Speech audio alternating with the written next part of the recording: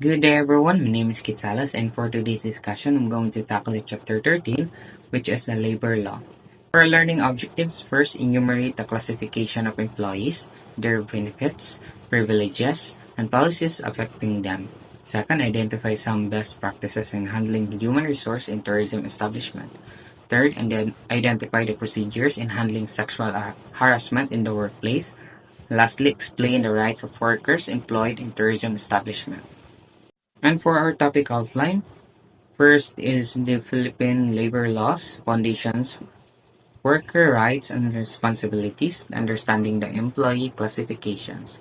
Second, key employee rights and benefits, minimum wage and regional variations, collective bargaining on union rights, law against discrimination, gender, disability, and race. Third, practices for tourism businesses. Employee wellness and training, creating a positive and supportive work environment. And lastly, which is the conclusion, complying with labor laws, essential for success, fostering a positive work environment key to growth. First, constitutional provisions on labor. The Philippine Constitution guarantees workers' right to self-organization, collective bargaining, peaceful concerted activities including the right to strike, security of tenure, human working conditions, and living wage. The state also promotes shared responsibility between workers and employers and emphasizes voluntary dispute resolution methods. For example, the constitutional provision for a living wage ensures that workers can sustain themselves and their families with dignity. Like for example, a housekeeper in Manila is entitled to a minimum wage that allows them to cover basic needs like housing, food, and transportation. Number 2, classification of employees. This section details the different classification of employees in a company including regular employees, engage in activities that are usually necessary or desirable for the employer. Employer's business, or those who have worked for at least a year. Casual employees, employees who perform work incidental to the employer's business for a definite period of time. Seasonal employees, employees whose work is seasonal in nature. Project employees, employees employed for a specific project with a determined completion date. Probationary employees, employees for a trial for a maximum of 6 months to evaluate their suitability for permanent employment. Employees for a fixed term. Employees with contracts specifying a fixed period of employment. Overseas Filipino workers or OFWs. Filipinos who's working overseas. Special workers, apprentice, learners, and handicapped workers. For example, a popular resort in Boracay hires a team of temporary workers during a peak tourist season to handle the increased demand for services. These workers would be classified as seasonal employees.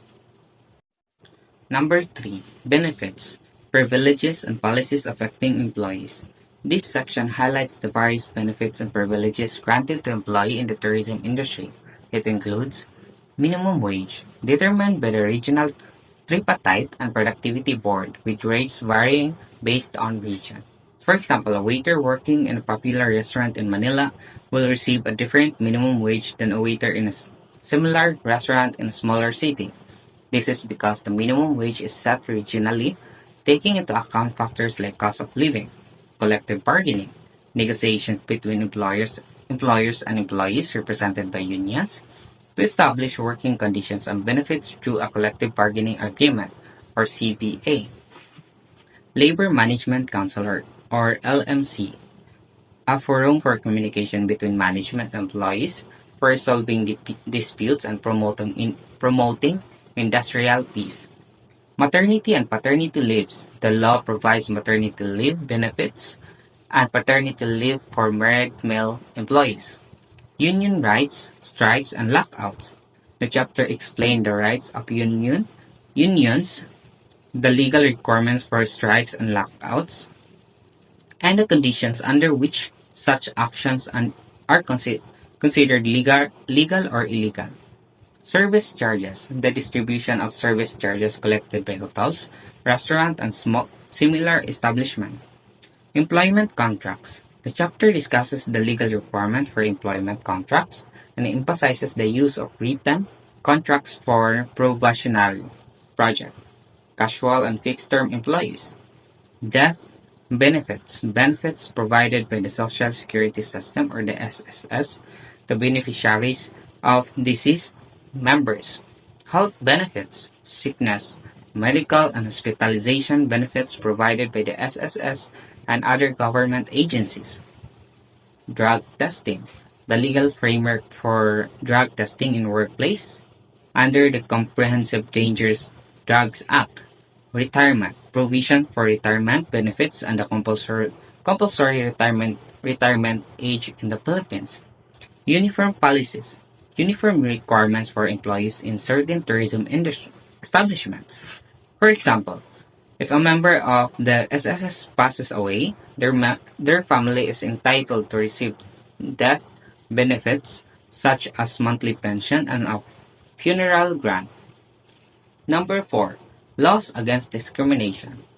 The chapter discusses several laws against discrimination in employment based on sex, race, and creed, including Magna Carta for Disabled Persons, prohibits discrimination against handicapped workers in various aspects of employment, strengthening the prohibition on discrimination against women, outline acts of discrimination against women in the workplace, Presidential Decree 966 criminalized violation of the International Convention on the Elimination of All Forms of Racial Discrimination. For example, a travel agency cannot legally refuse to hire a qualified individual with a disability simply because of their disability. 5. Employment of women. The chapter highlights the legal protections afforded to working women, covering topics such as restrictions on night work, limits on the employment of women between midnight and 6 a.m., workplace facilities, requirements for employers to provide facilities for women employees, seats, separate restroom, dressing rooms, nurseries, marriage and employment, prohibition against employers requiring women to remain unmarried or terminating their employment due to marriage, pregnancy and employment, protection against dismissal due to pregnancy or while on maternity leave, employment in certain establishments. The legal definition of employment on working establishments such as nightclubs, bars, and massage clinics. For example, a woman who works as a tour guide cannot be fired by her employer simply because she becomes pregnant.